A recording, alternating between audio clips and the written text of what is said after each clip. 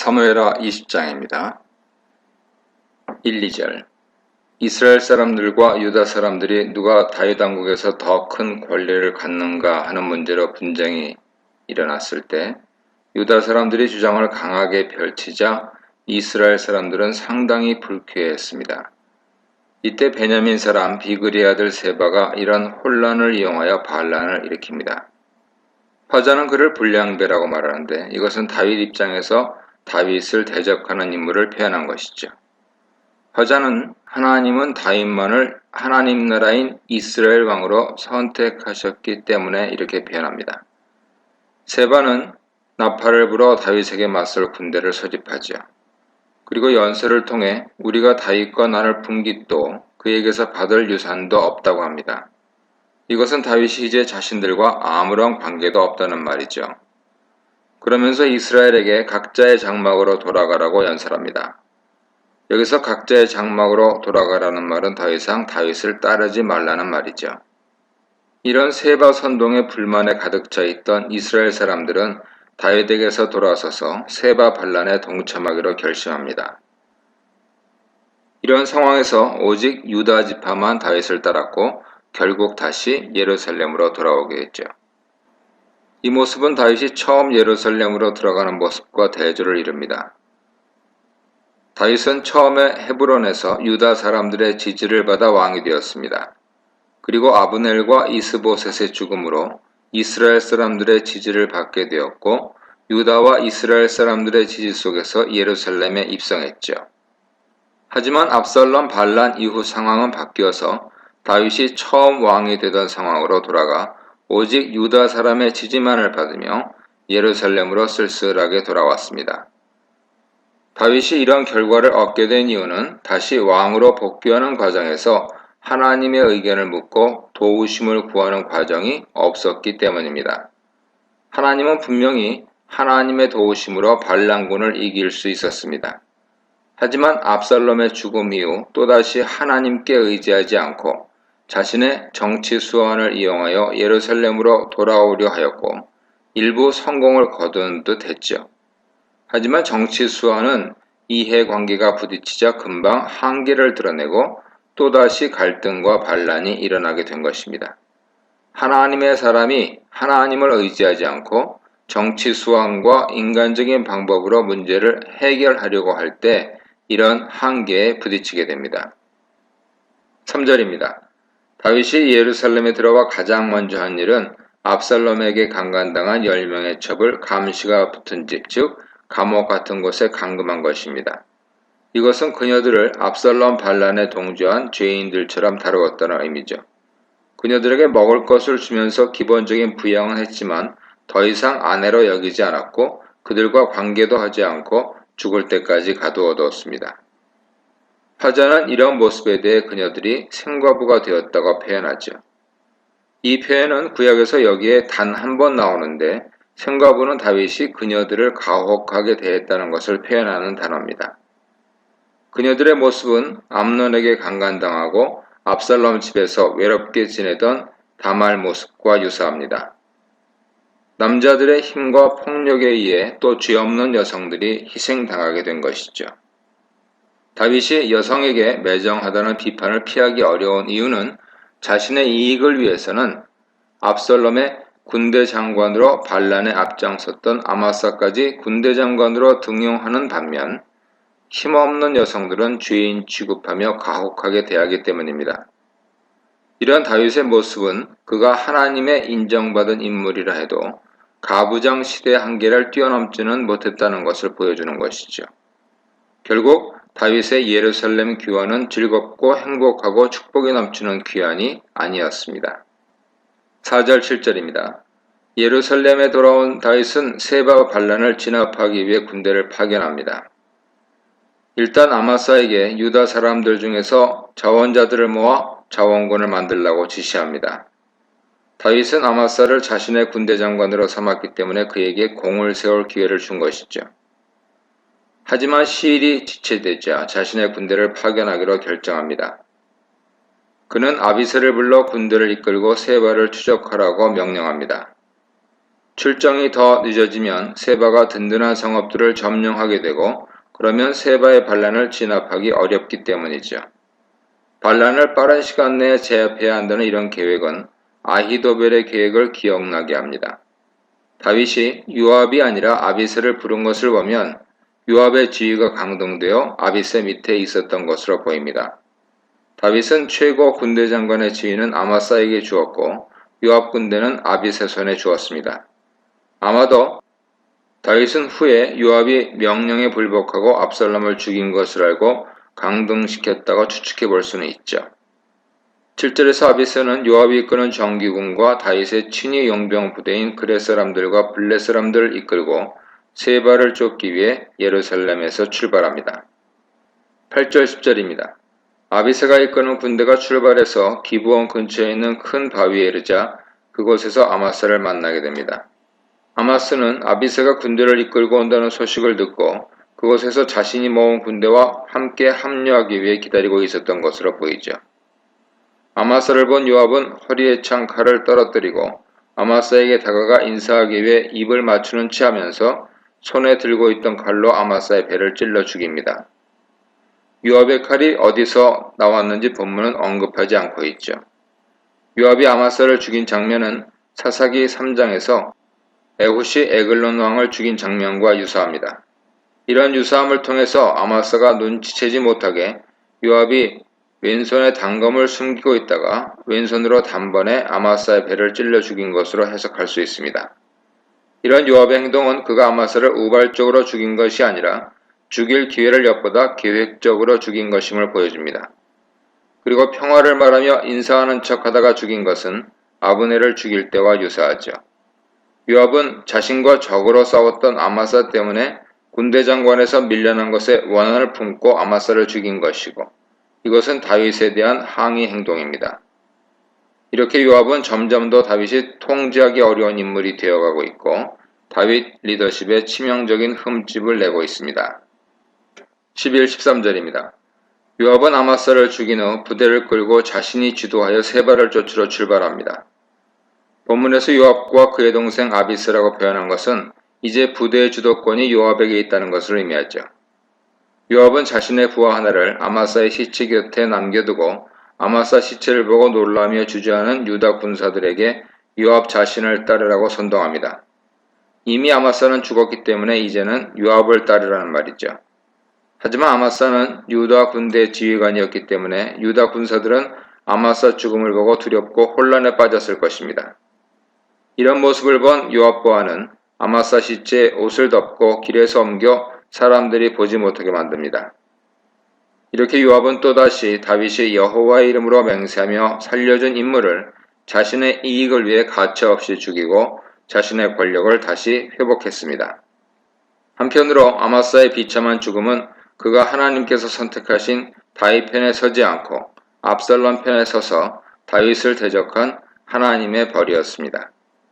요압은 다윗 왕국에서 다윗의 반대자를 심판하는 하나님의 칼 역할을 했지만 정작 요압 자신은 철저하게 자신의 이익을 위해 움직였을 뿐이죠. 하나님께서 자기 욕심을 위해 움직이는 요압의 손으로 하나님 보시기에 악한 자를 심판하신 것입니다. 하지만 결국 하나님의 심판 도구로 사용된 요압도 후에 다윗의 유언에 의해 솔로몬 손에 죽게 됩니다. 이 문단에서는 세바의 반란, 다윗의 냉정한 조치와 아마사의 안일한 조치, 요압의 권력 남용에 대해 묵상해 보시기 바랍니다. 14, 15절입니다. 요압이 개인적인 욕망을 위해 아마사를 죽이며 시간을 보내는 사이 세바는 이스라엘 모든 지파들의 지역을 이리저리 돌아다니며 군사를 모아 아벨로 갔고 요압은 세바를 쫓아 아벨로 갑니다. 여기서부터 세바를 상대하는 인물은 다윗이 임명한 아비새가 아닌 요압으로 그는 아마사를 죽이고 동생 아비새를 대신하여 다윗 군대 군권을 손에 쥔 것으로 보입니다. 본문은 세바가 어떤 의도로 아벨성으로 들어갔으며 아벨 사람들이 세바를 어떻게 생각하는지에 대한 자세한 이야기는 생략하고 바로 요압이 아벨성을 부수기 위해 토성을 쌓고 있는 모습을 그리고 있습니다.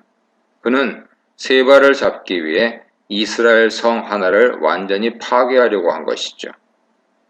16, 19절입니다. 이렇게 아벨성이 파괴될 위험에 처하게 되자 이 난관을 타개하기 위해 한 인물이 성읍을 대표하는 협상가로 등장합니다. 그 사람은 지혜로운 여인으로 표현된 이름 없는 여성이죠. 이 표현은 드고아의 지혜로운 여인과 동일한 표현입니다. 이 여인은 성읍에서 자신의 말을 들으라고 반복해서 소리를 치며 요압에게 자신의 말을 듣기 위해 가까이 오라고 요청합니다. 이 모습은 잠언 8장 6절에서 지혜가 길가의 높은 곳과 네거리에서 성문격과 문어기와 여러 출입문에서 사람들을 부르며 자신의 말을 들으라고 외치는 것과 유사합니다. 그리고 요압은 이 지혜로운 여인의 외침을 듣고 그녀의 말을 따라 그녀에게로 다가가죠. 아마도 지혜로운 여인은 성벽 위에서 외치고 있었고 요압은 그녀의 말을 듣기 위해 성벽으로 다가간 것으로 보입니다. 이렇게 요압을 가까이 오게 한 지혜로운 여인은 자신을 당신의 여정으로 매우 겸손하게 표현하며 부드러운 말로 협상을 시작합니다. 이것은 아비가일이 다윗과 협상하기 위해 자신을 여종이라고 표현한 것과 유사하죠. 하지만 부드러운 시작과 달리 그녀의 말은 매우 논쟁적이며 훈계조입니다. 아벨 여인은 네 가지 이유로 아벨을 공격해서는 안 된다고 주장하는데 첫째는 아벨이 유서 깊은 지혜의 도시이기 때문입니다. 아벨의 지혜로운 여인은 아벨에게 가서 물을 것이라 라는 옛 속담으로 말을 시작하죠. 아벨이 옛날부터 지혜 전통이 있는 도시로 이곳에 지혜로운 조언을 듣기 위해 많이들 왔다는 것을 의미합니다. 그리고 그 일을 끝내었다 하는 말은 그곳에서 조언을 구하면 모든 문제가 해결되었다는 의미입니다. 즉, 아벨이라는 도시는 지혜가 매우 깊고 풍부하고 유용하며 이스라엘 사회에서 매우 중요한 역할을 하고 있다는 것을 강조해서 아벨을 공격하는 것은 잘못임을 일깨워주죠. 둘째로 자신은 충성되고 평화롭게 이스라엘 통치를 받는 백성이기 때문이라고 합니다. 이는 자신이 현재 다윗 왕권을 지지하고 있다는 사실을 천명한 것으로 다윗 왕권을 지지하는 자신들을 죽이는 것이 정당한지 간접적으로 물은 것이죠. 셋째로 이스라엘 중에 어머니 같은 성읍을 파괴하려는지 묻습니다.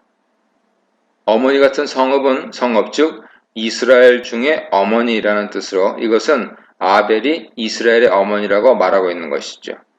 구약에서 이스라엘의 어머니로 불린 사람은 사사 드보라가 유일한데 그녀는 선지자로 하나님께서 주시는 지혜와 신앙을 가지고 이스라엘 백성을 올바로 재판했고 또한 이스라엘을 적의 손에서 구원해낸 사사입니다.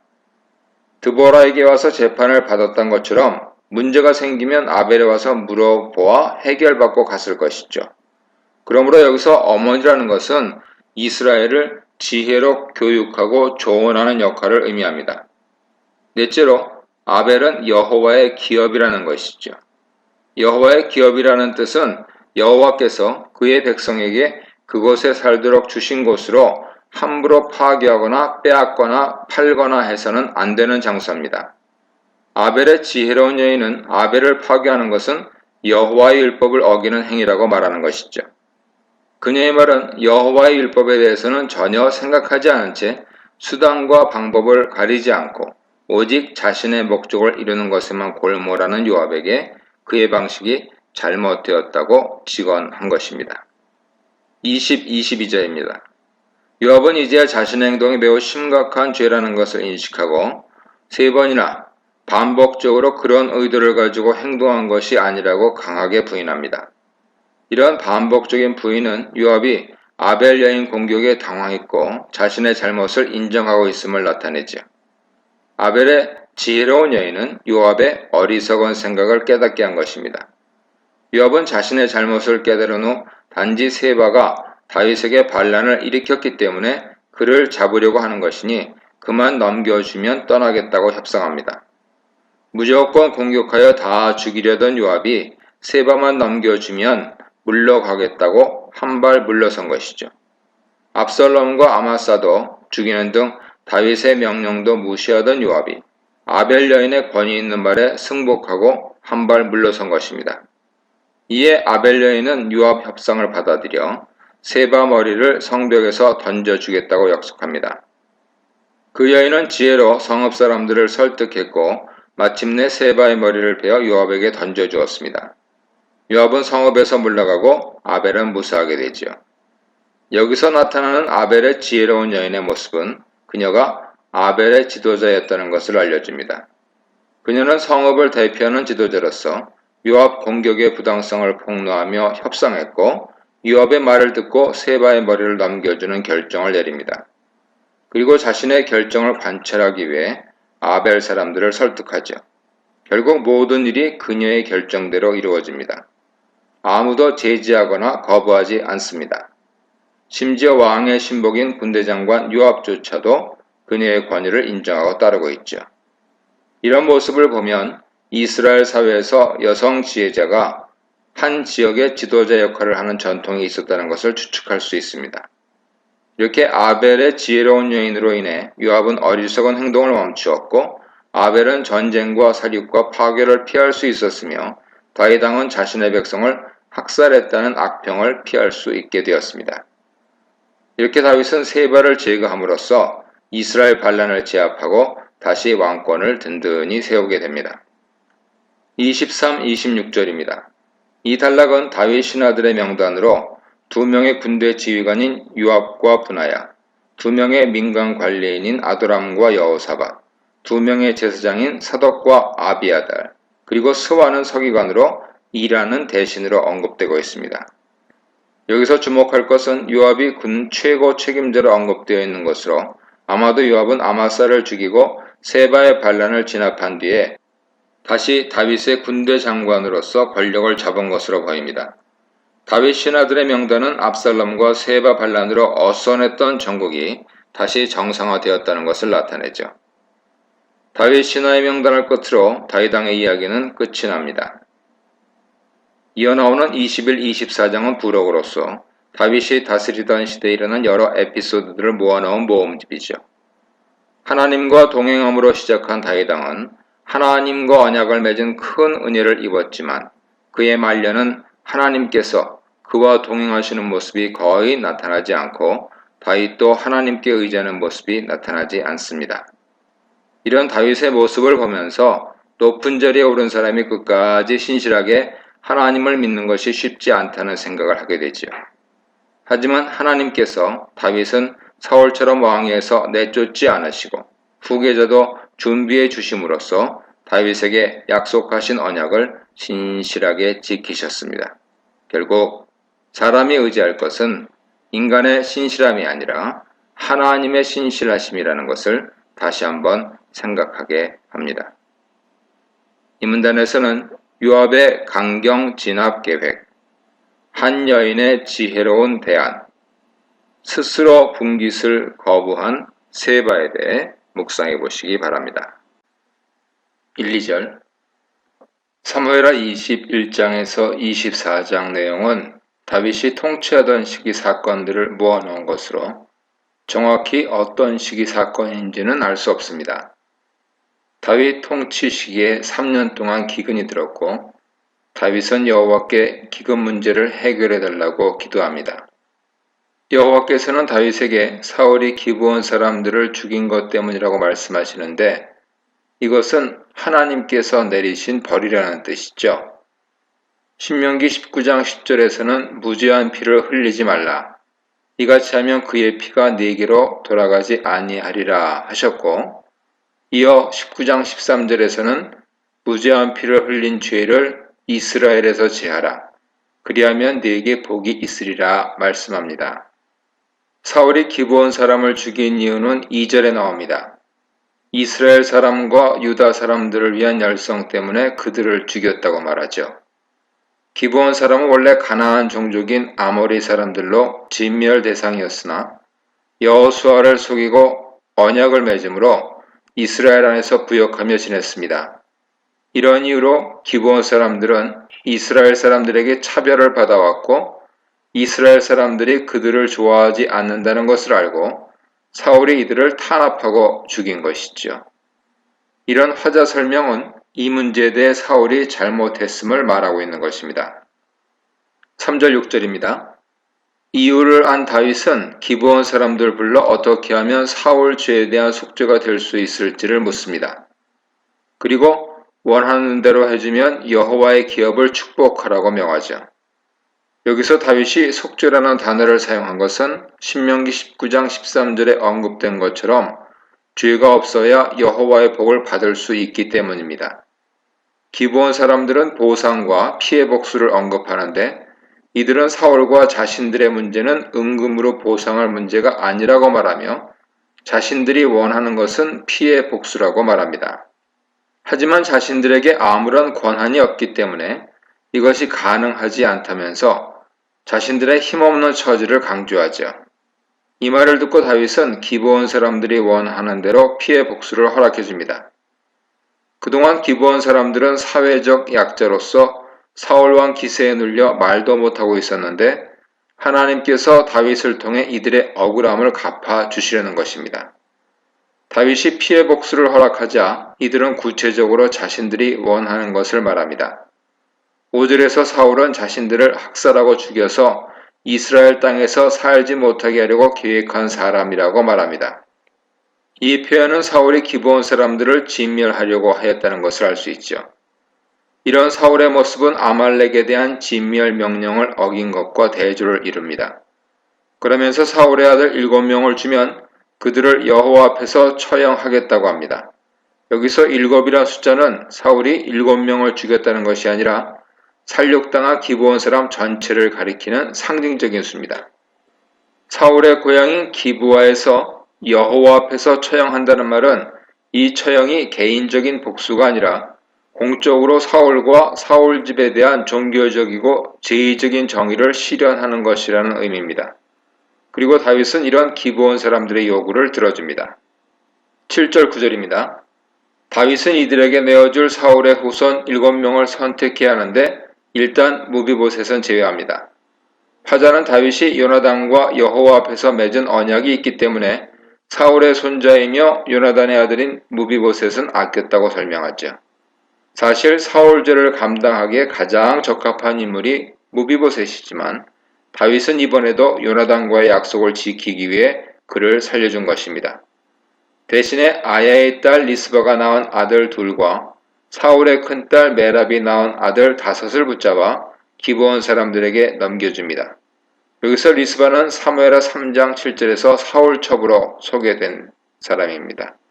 그는 아브넬과 통관하였고 그 일로 이스보셋과 아브넬 사이가 벌어지게 된 원인을 제공한 인물이죠. 메랍은 처음에 다윗과 결혼시키려고 했던 사울 큰딸로 첩의 아들들과 딸의 아들들까지 잡아들인 것은 사울 집 아들들이 다 죽었기 때문입니다.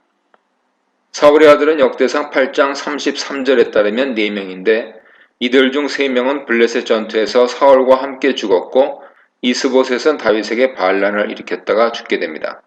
그리고 사울의 딸이며 다윗의 아내 미갈은 자식이 없었습니다. 따라서 기브온 사람의 일로 다윗 왕국에서 살아남은 사울 가문의 남자 가운데 공적인 복수의 대상이 될 사람은 무비보셋과 그의 자식들 뿐이었죠. 하나님의 뜻을 올바로 분별한 요나단의 성견 지명이 자신의 자식을 여러 번 살린 것입니다. 기브온 사람들은 7명의 사울의 첩과 딸의 자손을 기브아에 있는 산에서 공식적으로 처형합니다. 우리말에서는 목매달았다고 처형 방식을 말하고 있지만 동사 야카는 정확하게 어떤 방식으로 처형하는 것인지 우리에게 알려주지 않습니다. 목을 메었다거나 팔다리를 잘랐다거나 던져 떨어뜨렸다거나 하는 다양한 해석이 가능합니다. 사울 잘못을 후손들이 책임지는 것에 대해 현대적인 관점에서는 이해하기 어렵죠. 그리고 신명기 24장 16절에 따르면 아버지 죄 때문에 아들을 죽이면 안 되고 아들 죄 때문에 아버지를 죽이면 안 된다고 하여 연좌제를 금지합니다. 하지만 사울의 경우는 왕으로서 보호해야 할 약자를 집단으로 죽인 것에 대해 공적으로 책임을 져야 했습니다.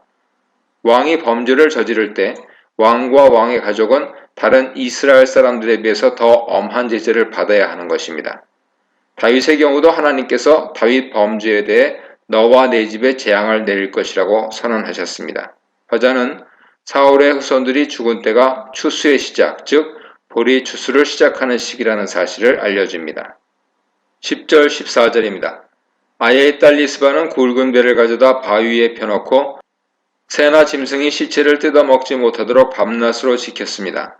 시체가 새와 짐승에게 방치되는 것은 커다란 수치이고 형벌인데 이들은 심판을 받은 것이기 때문에 장례를 치르지 못하고 처형 장소에 방치된 것으로 보입니다. 이것도 처벌의 연장이었습니다. 그렇기 때문에 리스바가 시체 위에 굵은 배로 만든 천을 덮어 새와 짐승의 눈에 보이지 않게 하고 그 곁을 지키며 짐승들의 접근을 막은 것이죠. 보리를 베기 시작한 4월부터 우기가 시작되는 겨울인 11월 정도까지 오랫동안 곁에서 시체들을 보호하였습니다. 이런 리스바의 정성스러운 행동이 다윗의 귀에 들어가게 되었고 다윗은 그녀 행동에 감동하여 사울 집안의 장례를 제대로 치러주기로 결정합니다. 다윗은 우선 길앗 야베스에 묻혀있던 요나단과 사울의 뼈를 가지고 사울의 고향인 기브아로 옵니다. 요나단과 사울은 전쟁터에서 죽은 뒤에 블레셋 사람들이 그들의 시체를 벳산 성벽에 매달아 놓았었는데 길앗 야베스 사람들이 몰래 사울과 요나단의 시체를 가져다 화장한 뒤에 길앗 야베스에 묻어 놓은 것이었죠. 그리고 다윗은 처형당한 7명의 시신도 모두 거두어 사울과 요나단의 뼈와 함께 가정묘인 베냐민 땅 셀라에 있는 기스의 묘에 안장합니다. 이렇게 사울 가문이 저지른 죄가 이스라엘 가운데 속죄가 되었고 그 후에야 하나님께서 땅을 위한 기도를 들어주셨습니다. 이것은 하나님께서 가나안 땅의 곡식들이 풍성하게 나도록 하셨다는 뜻이죠. 하나님께서는 하나님의 백성이 사는 땅에서 약자라고 함부로 살육하고 학대하는 것에 대해 죄를 물으시고 그들이 억울함을 부르짖을 때 들으시며 그 억울함을 해결하지 않는 공동체에게 책임을 물으시는 분입니다. 기브온 사람들 때문에 이스라엘 전체에 기근을 내리신 것은 기브온 사람을 죽인 사울만 죄인이 아니라 기브온 사람을 혐오하고 죽이도록 부추긴 이스라엘 백성 모두의 죄라고 말씀하시는 것이죠. 우리도 우리 사회에 살고 있는 약자들을 혐오하고 함부로 대하는 것에 대해 그렇게 행한 사람뿐만 아니라 그런 행동을 방치하거나 옆에서 동조한 사람에게도 책임을 물으신다는 사실을 기억해야 할 것입니다. 이 문단에서는 기근 심판과 실천하는 회개, 조약을 지키는 다윗의 신실함, 사울 가문에게 베푼 호의에 대해 묵상해 보시기 바랍니다. 15, 17절입니다. 이 본문은 블레셋과의 전투들에 대한 모험집으로 다윗과 요압 이외에 다윗의 용사들이 블레셋과 싸운 이야기들을 간략하게 기록하고 있습니다. 즉 여기서는 그동안 기록된 다윗과 요압에 대한 얘기는 없고 그동안 언급되지 않은 다윗의 용사들을 소개합니다. 블레셋 사람들이 다시 쳐들어왔을 때라고 말하는데 여기서 다시라는 표현은 블레셋과 이스라엘 간의 전쟁이 계속되고 있었음을 보여주죠. 다윗이 사무엘하 5장 17절 이하에서 크게 승리한 뒤에 8장 1절 이하에서 또다시 간략하게 블레셋과의 전투를 언급하고 있습니다. 이때까지 다윗은 모든 전투에 참전하며 강한 전투력을 보여주었고 모든 전쟁에서 승리하였죠. 이렇게 블레셋은 다윗이 왕으로 통치하는 기간에도 끊임없이 이스라엘과 전쟁한 것입니다.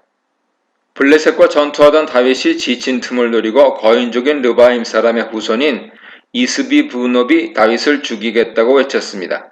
16절에 따르면 이스비 브놉은 300세겔 로청을 들고 세 칼을 들고 있었는데 300세겔이면 3.5kg 정도 되는 큰 것이었고 세 칼은 철로 만든 칼일 것입니다. 왜냐하면 블레셋은 이미 철기 문명을 이루고 있었기 때문이죠. 이런 무기를 자세히 설명하는 것은 거대한 몸집에 위협적인 무기들을 가지고 있고 그것도 2개나 들고 있다는 것을 강조하므로 다윗이 매우 큰 위험에 빠져 있다는 것을 보여주기 위함입니다. 이런 절체절명 위기에 수리아의 아들이자 요압의 동생인 아비새가 다윗을 도와 그 블레셋 사람을 죽입니다. 그동안 요압이 전쟁하고 공적을 쌓은 것만 기록되었는데 그의 동생 아비새의 용맹과 업적이 처음으로 언급되고 있습니다. 그동안 요압 그늘에 가려있던 아비새의 업적을 기록한 것이죠. 이것은 이제 요압에게 집중되었던 군대 지도력이 아비새에게로 넘어갈 것임을 암시하는 표현입니다. 앞서 거듭 요압의 도에 넘치는 개입과 간섭에 대해 부정적으로 묘사했던 사무엘서 저자의 입장이 여기서도 반영되고 있는 것입니다.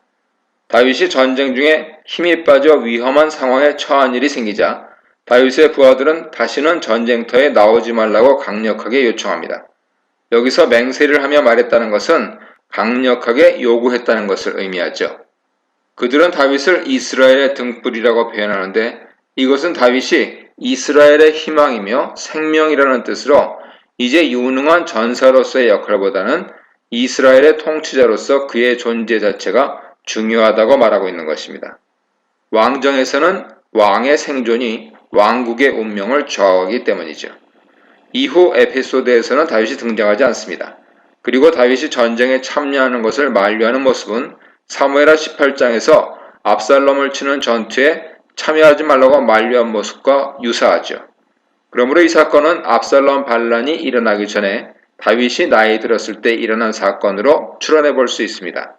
그리고 아비새가 돕는 것을 통해 다윗 왕국이 이제는 다윗 혼자 구원자로서 역할을 하는 것이 아니라 그의 부하들이 다윗의 구원자 역할을 함께 담당하고 있으며 이는 다윗 왕조가 점점 확장되고 정착되고 있다는 것을 보여줍니다. 18절입니다. 또 다른 용사 후사 10북에는 곱에서 거인족의 후손인 삽을 죽입니다. 18절과 19절에서 전투 장소가 곱이라고 나오는데 이것이 어느 곳인지는 알려지지 않고 있습니다. 역대상 20장 4절에서는 곱을 게셀이라고 말하는데 게셀은 예루살렘 서쪽에 있는 해안 평야 북쪽에 위치하고 있습니다. 그리고 후사는 베들레헴 남서쪽 약 6km 지점에 있는 곳이죠. 19절입니다. 이번에는 엘하난에 대한 소개입니다. 다시 블레셋과 곱에서 전투하게 되었고 이번에는 베들레헴 사람의 야레 오르김의 아들 엘하난이 가드 골리앗의 아후 라흐미를 죽였다고 보고합니다. 히브리어 본문에서는 엘하난이 가드 사람 골리앗을 죽였다고 기록하고 있습니다. 하지만 골리앗을 죽인 것은 다윗으로 사무엘상 17장 41절 이하에서 단신으로 나가서 물맷돌로 죽이는 다윗 이야기가 기록되어 있죠. 그렇기 때문에 엘하난이 죽인 사람이 골리앗일 수는 없는 것이죠. 그리고 역대상 20장 5절에서 야엘의 아들 엘하난이 가드 사람 골리앗의 아후 라흐미를 죽였다고 전하고 있습니다. 그렇기 때문에 우리말 번역과 대부분의 영어 번역도 엘하난이 골리앗의 아후 라흐미를 죽였다고 말합니다. 라흐미의 창자루는 배틀채 같은데 이것은 골리앗이 가지고 있던 창자루의 모양과 동일합니다. 이는 라흐미의 체격도 골리앗과 비슷하게 엄청난 거구였다는 것을 알 수 있습니다. 그러므로 구약에서 가장 덩치가 큰 골리앗과 비슷한 체구의 라흐미를 죽인 엘하난은 매우 뛰어난 용사인 것이죠. 22절입니다. 마지막 이야기는 요나단이라는 용사의 이야기입니다. 이번에는 블레셋 출신의 거인족 이름이 언급되지 않습니다. 대신 블레셋 사람의 체격이 묘사되는데 그는 손가락과 발가락이 각각 6개씩 모두 24개의 손가락과 발가락을 가지고 있으며 키가 컸습니다. 고대 사회에서 신체적으로 다른 모습은 강한 호기심과 추측의 대상이 되었는데 여기서는 손가락과 발가락이 1개씩 더 있는 것을 용사의 자질로 묘사하고 있습니다. 또한 이 사람도 거인족 출신이죠. 이 가드 사람이 이스라엘을 조롱하는데 이것은 골리앗이 전쟁터에서 이스라엘과 여호와를 조롱하던 모습을 연상시킵니다. 이런 오만한 가드 사람을 죽인 것은 다윗의 형 삼마의 아들 요나단입니다. 이것을 보면 다윗 왕조는 다윗 가문의 남자들이 상당한 기여를 하고 있었던 것을 알 수 있죠. 다윗의 누이의 아들들인 요압과 아비새와 비록 죽었지만 아마사와 아사엘도 있습니다. 이렇게 가드의 거인족 후손들은 다윗과 다윗 부하들에게 모두 죽었습니다. 이것은 가드의 거인족은 블레셋 부족의 가장 강력한 용사들이었는데 이들도 하나님의 보호를 받는 다윗과 다윗의 부하들을 이길 수 없었고 하나님께서 보호하시는 이스라엘을 점령할 수 없었던 것이죠. 여기서는 하나님이 등장하지 않지만 하나님께서는 다윗과 이스라엘을 위해 강력한 블레셋 용사들을 칠 용사들을 세워주셨습니다. 하나님은 다윗을 도울 용사들을 세워주시고 이스라엘을 지켜주신 것이죠. 하나님께서 모세에게 아론과 미리암을 붙여주시고 후에 70인 장로를 붙여주시며 이스라엘 백성을 잘 다스릴 수 있도록 돕는 자들을 붙여주신 것처럼 다윗에게도 이스라엘을 잘 지킬 수 있도록 이들을 붙여주셨습니다. 이렇게 하나님의 일은 지도자 혼자 하는 것이 아니라 그와 함께하는 자들과 힘을 합쳐서 해나가는 것이죠. 만일 다윗 혼자 모든 전쟁을 감당하려고 했다면 다윗의 힘이 약해졌을 때 이스라엘은 다시 주변 적들에게 침략당하고 어려움을 겪었을 것입니다. 이렇게 우리는 모든 일을 혼자 감당할 수 없다는 것을 알고 주변 사람들과 지혜롭게 협력하며 일을 해나가야 합니다. 그리고 같이 협력하는 사람이 없다면 돕는 자를 보내달라고 하나님께 기도해야 할 것입니다. 이 문단에서는 언약에 신실하신 하나님, 다윗에게 신실한 장수들, 목숨을 걸고 충성을 다한 장수들에 대해 묵상해 보시기 바랍니다.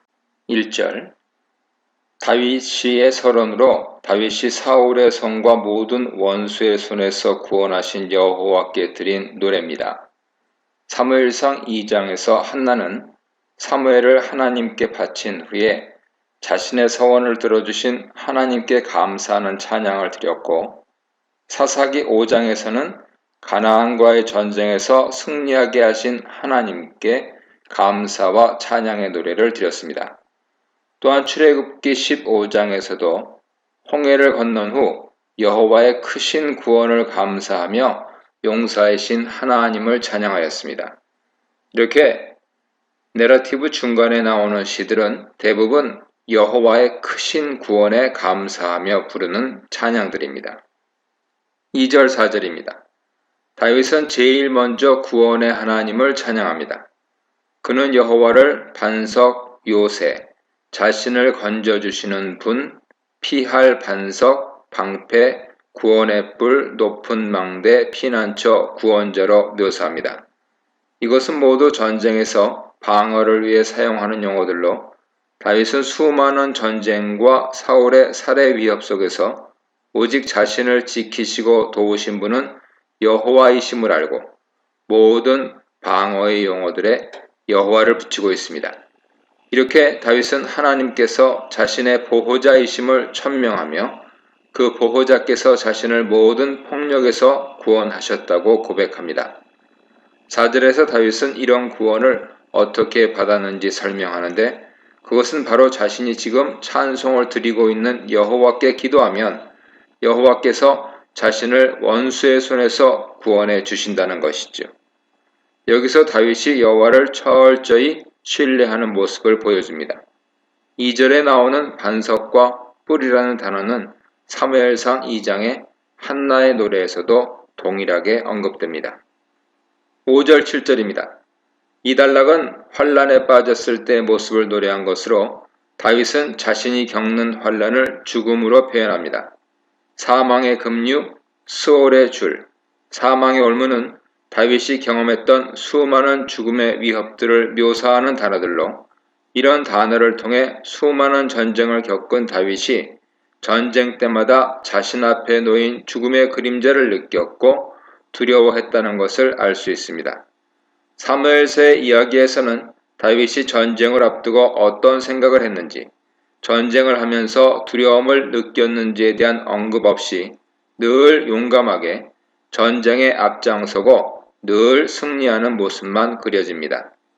이야기만 보면 다윗은 항상 두려움 없이 전쟁에 나가 이기고 돌아온 것처럼 보입니다. 하지만 이 시를 통해 우리는 다윗도 전쟁에 나갈 때 두려움을 느꼈고 하나님의 도우심을 간절히 원한 사람이었다는 것을 알 수 있죠. 그래서 다윗은 이렇게 두려울 때 여호와께 부르짖으면 여호와께서 자신의 부르짖음을 들으셨다고 고백합니다. 8절 16절입니다. 이달락은 여호와 신현의 모습을 묘사하는데 다윗의 부르짖음을 들으시고 돕기 위해 달려오시는 여호와의 모습을 노래하고 있습니다. 여호와께서 오실 때는 땅과 하늘의 기초가 모두 흔들리고 진동합니다.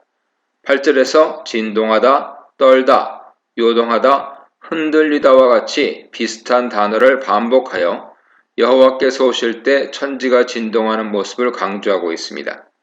여호와께서 이렇게 천지를 진동시키면서 오시는 이유는 분노하셨기 때문이죠.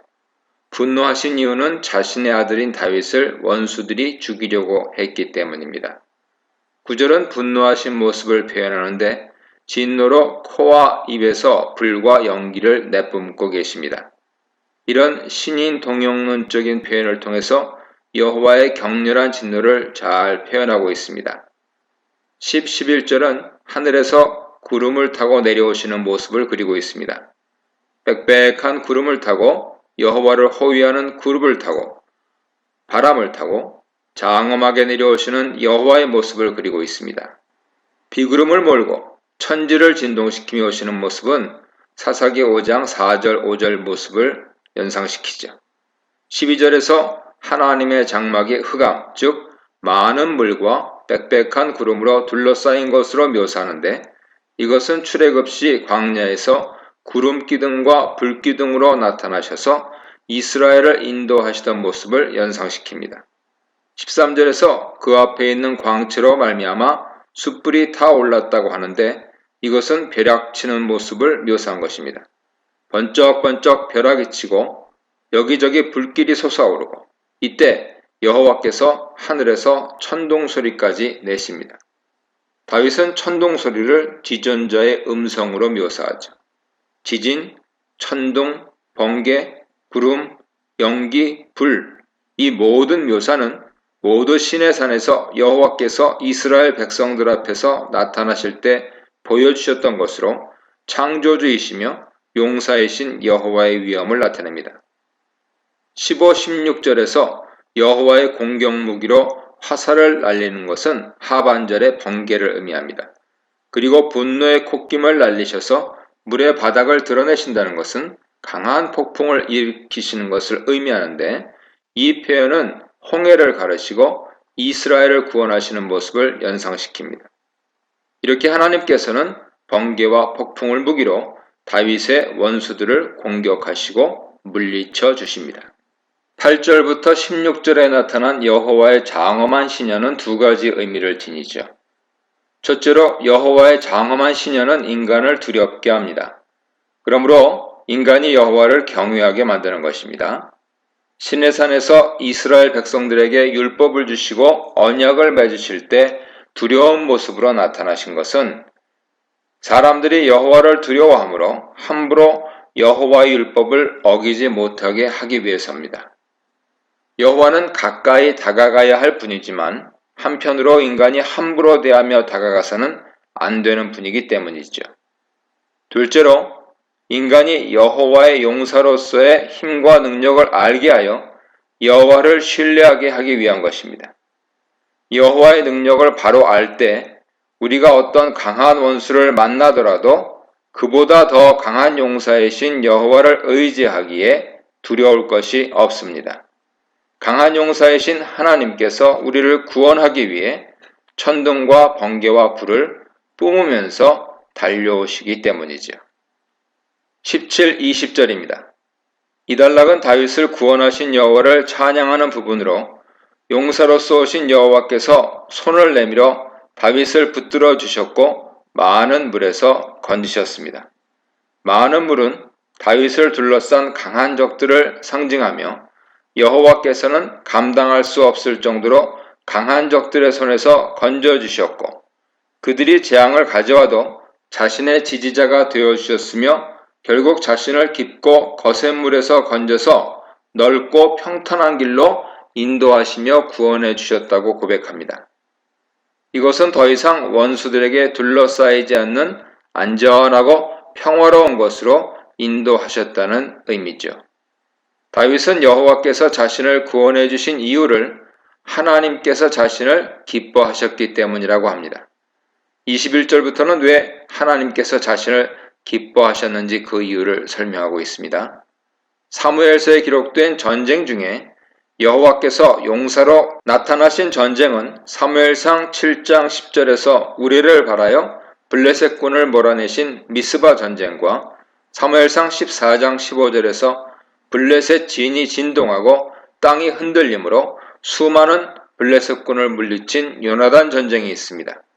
이렇게 다윗은 자신이 사울의 손에서 살아남고 왕이 되어서도 많은 적들과의 전쟁에서 승리를 거두어 다윗 왕국을 안정적으로 다스릴 수 있게 된 것을 온전히 하나님의 은혜와 능력으로 돌리고 있습니다. 이런 다윗의 모습을 통해 우리는 과연 나와 함께 하시는 하나님의 모습을 얼마나 묘사할 수 있으며 내게 베풀어 주신 은혜를 얼마나 기억하고 있는지 되돌아보아야 합니다. 이 문단에서는 안정과 보호가 되시는 하나님, 고난 중에 다윗의 기도를 들으신 하나님, 하나님의 임재로 응답하신 구원의 하나님에 대해 묵상해 보시기 바랍니다. 21, 25절입니다. 다윗은 압달락에서 여호와께서 자신을 원수의 손에서 구원하시고 평안한 곳으로 인도하셨다고 찬양하며 그 이유를 자신을 기뻐하셨기 때문이라고 말합니다. 21, 28절에서는 하나님께서 자신을 기뻐하신 이유를 설명하고 있습니다. 21절에서 다윗은 여호와께서 내 공의를 따라 갚아주시고 내 손의 깨끗함을 따라 갚으셨다고 말합니다. 이것은 다윗이 하나님 앞에서 악을 행하지 않았다고 말하는 것이죠.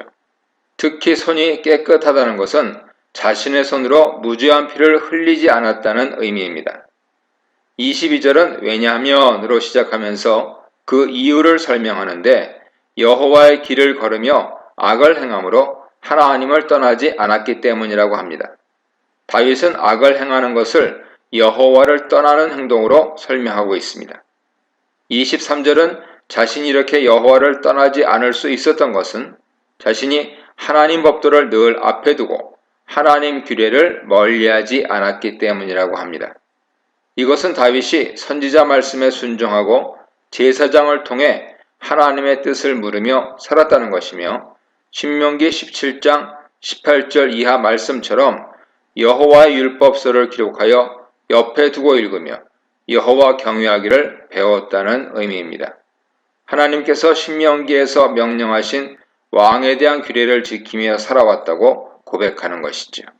24절에서는 율법을 지키는 것도 대충 지키는 것이 아니라 완전하게 지키기 위해 악을 피하였다고 합니다. 악에 물들거나 유혹을 받지 않기 위해 다윗은 아예 악한 상황이나 악한 사람을 피하면서 자신을 지킨 것입니다. 잠언에서 아버지는 아들에게 악한 음녀에게서 자신을 지키기 위해 네 길을 그에게서 멀리하라. 그의 집 문에도 가까이 가지 말라고 말합니다. 가능하면 악한 집단에는 들어가지 않는 것이 좋지만 현실적으로 그것이 어렵기 때문에 자신도 물들지 않기 위해 날마다 하나님 말씀에 자신의 행동을 비추어 잘못된 행동이 있는지 분별하는 것이 필요합니다. 또한 공동체 안에서 자신만 옳은 행동을 하려고 할 때 많은 어려움이 생기게 됩니다. 그럴 때 하나님의 도우심을 믿고 우리의 선한 행위대로 갚으시는 여호와의 능력을 믿으며 선한 행동을 하기 위해 애써야 하는 것이지요.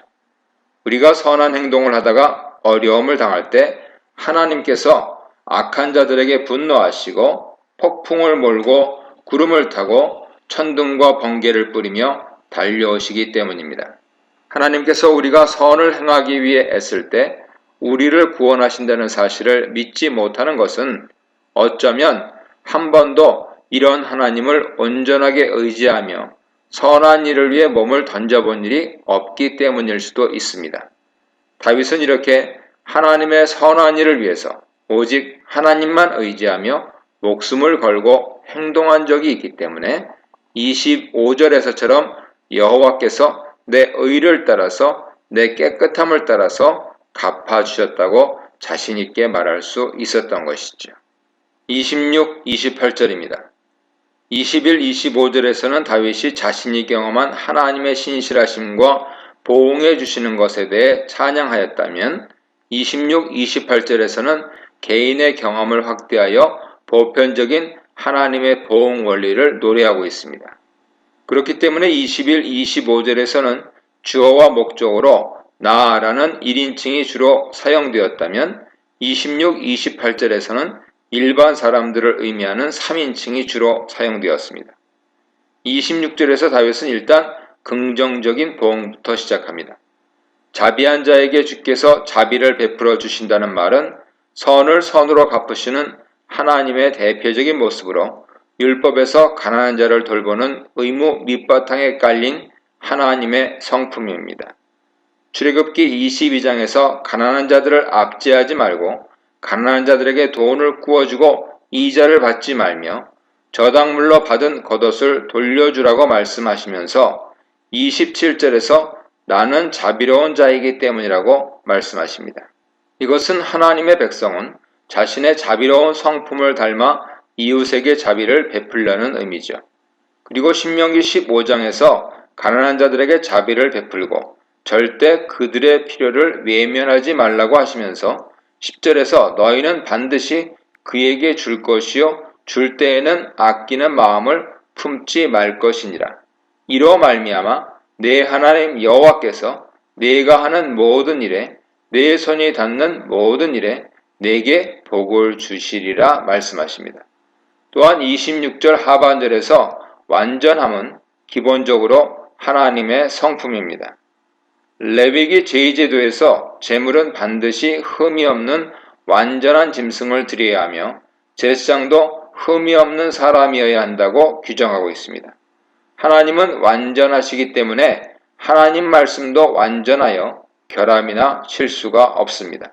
하지만 우리 인간은 하나님과 비교할 수 없을 만큼 불완전하고 결함투성이죠. 이런 인간은 하나님의 완전함과 비교 자체가 불가능합니다. 하지만 하나님께서는 그의 말씀을 지키고 순종하며 하나님 안에서 완전하게 살아가려고 노력하는 부족한 자에게 완전함으로 갚아주시는 것이죠. 예수께서 과부의 두 랩돈이 가장 큰 헌금이라고 말씀하신 것이 이 부분을 연상시킵니다. 27절 상반절은 긍정적인 부분의 보응이고 하반절은 부정적인 보응입니다. 27절 상반절에서 깨끗함은 죄와 부정을 제거하는 것으로 죄를 완전히 짓지 않으며 완벽한 삶을 사는 것이 아니라 죄를 지었을 때 그것이 죄라는 것을 깨닫고 하나님 앞에 회개함으로 죄의 사함을 받아 죄와 부정을 제거하였다는 의미입니다. 즉 하나님 앞에서 죄를 지었을 때 회개하며 용서를 빌고 죄에 대해 책임을 지면 하나님께서는 그의 죄를 용서하시고 정결하게 하셔서 다시 그 사람과 교제하신다는 의미죠. 하나님께서는 거룩하신 분으로 하나님과 동행하려면 깨끗한 상태를 유지해야 합니다. 그런데 사람이 죄를 지어 부정하게 되면 그 사람은 더 이상 거룩하신 하나님 곁에 갈 수 없고 하나님과 동행할 수 없게 됩니다. 하지만 죄를 깨닫고 회개하여 하나님의 용서하심을 받게 되면 우리는 다시 정결한 상태가 되어 하나님과 교제할 수 있게 됩니다. 구약에서는 동물 제사를 통해 죄 사함을 받았고 신약에서는 예수 그리스도의 피로 죄 사함을 받습니다. 그러므로 죄를 안 짓는 것도 중요하지만 죄를 지었을 때 빨리 회개하는 것이 연약한 인간에게는 더욱 중요한 문제입니다. 27절 하반절은 상반절과 반대 상황으로 사악한 자는 뒤틀린 자이며 여호와 앞에 죄를 범한 자들로 이들은 여호와 앞에 회개하지 않고 계속해서 엇나가는 사람들이죠. 이렇게 회개하지 않고 계속해서 하나님을 배반하고 엇나가는 사람들에게 하나님께서도 엇나가게 행동하겠다고 하십니다.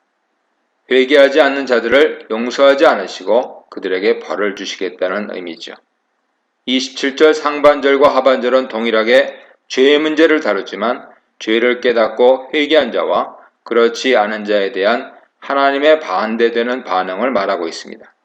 28절은 27절과 같이 대조 평행법을 사용하여 가난한 자를 높이시고 교만한 자를 낮추시는 하나님이심을 고백하는데 이것은 한나의 노래에서도 언급된 내용입니다. 28절 핵심은 하나님은 얼마든지 상황을 역전시키실 수 있는 분이라는 것으로 가난하다고 낙심하지 말고 높이 있다고 교만하지 말라는 것입니다. 하나님은 자신에게 부르짖는 약자를 위해 악한 상황들을 언제든지 전복하실 수 있는 분입니다. 이것은 한나도 경험했고 다윗도 경험했습니다. 하나님은 약자를 들어 쓰시기를 좋아하시며 교만한 자를 미워하시는 분입니다. 불신앙으로 교만한 자는 더 이상 하나님 말씀에 순종하지 않는 자들이기 때문입니다.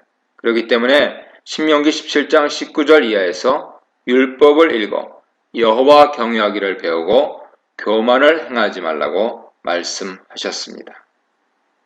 이 문단에서는 행한 대로 갚으시는 하나님, 하나님의 신실하심을 믿는 다윗, 심판을 통해 역전을 만드시는 하나님에 대해 묵상해 보시기 바랍니다. 29, 30절입니다. 다윗은 이제 하나님을 의지하며 전쟁하는 모습을 그리고 있습니다. 다윗은 하나님은 나의 등불로서 어둠을 밝혀주시는 분이라고 고백합니다. 이것은 한편으로는 인생의 캄캄하고 막막한 길을 인도하시는 분이라는 뜻이고, 또 한편으로는 적들이 어디서 쳐들어올지, 그리고 전쟁 향방이 어떻게 될지 모르는 상황에서 그저 하나님만 믿고 뛰어드는 30절 모습을 준비하는 것이죠. 다윗은 30절에서 자신의 앞길을 비춰주시는 하나님과 함께 그 빛을 따라 적진을 달리고 성벽을 뛰어넘습니다. 여기서 묘사된 군인은 주변의 모든 상황을 무시하고 오직 빛을 따라 칼 한 자루 손에 쥐고 적진으로 뛰어드는 매우 역동적이고 힘찬 모습을 보여줍니다. 다윗의 이 고백을 보며 과연 우리에게도 다윗과 같이 여호와를 위해 힘차게 뛰고 달리는 역동적인 모습이 있는지, 아니면 주변 상황을 보고 두려워서 한 걸음도 내딛지 못하거나 쭈뼛거리며 간신히 발걸음을 옮기는 것은 아닌지, 혹은 가고 싶지 않은 길을 무거운 발걸음으로 터벅터벅 걷고 있는 것은 아닌지 생각할 필요가 있습니다. 31, 37절입니다. 하나님 말씀의 완전하심과 순수하심을 고백한 다윗은 여호와께로 피하는 모든 자의 방패가 되어주신다고 하는데, 여기서 하나님 말씀의 완전, 순수하심은 하나님의 언약을 의미합니다. 하나님은 자신의 백성을 돌보고 지키겠다고 약속하신 이스라엘의 하나님이시기 때문에 하나님께 피하는 자들을 하나님께서는 반드시 지켜주시는 것입니다. 32절에서 다윗은 오직 여호와만이 하나님이시라는 신앙 고백을 통해 자신은 하나님의 백성이라고 고백합니다. 시내산에서 맺은 이스라엘 언약은 하나님께서는 이스라엘의 하나님이 되신다는 것이고, 이스라엘 백성은 오직 여호와만을 하나님으로 섬기겠다는 것으로 31절은 하나님 편에서의 언약을, 32절은 인간 편에서의 언약을 표현하고 있습니다. 33절부터는 하나님의 구체적인 인도를 묘사합니다. 33절에서는 안전한 곳으로 인도하시는 분으로, 34절에서는 자신의 발이 날렵한 암사슴 발처럼 빠르게 뛸 수 있게 힘을 주시는 분으로, 35절에서는 자신의 손에 싸움을 가르치시는 분으로, 36절에서는 방패를 주시는 분으로 묘사합니다. 하나님께서 다윗이 전쟁할 수 있게 힘도 주시고 능력도 주시는 것을 마치 스승이 제자를 하나하나 가르치고 무장시키는 모습으로 묘사합니다. 이렇게 여호와 인도를 받은 다윗은 빠른 발로 높은 곳에서의 전투에도 끄떡없는 체력과 민첩함을 얻게 되었고, 싸움을 배운 손은 무거운 무기인 놋활도 쏠 줄 알게 되었으며 방패로 보호를 받게 되었습니다. 다윗은 여호와께서 자신을 강하게 만드시고 승리를 주신 것을 하나님의 겸손함으로 보았습니다. 이것은 세상을 다 뒤엎을 힘과 능력을 가지신 분이 직접 싸움에 나서지 않고 아무런 힘도 없는 자신을 가르치고 용사로 만들어 승리의 기쁨을 맛보고 승리의 영광을 누릴 수 있게 하셨기 때문입니다.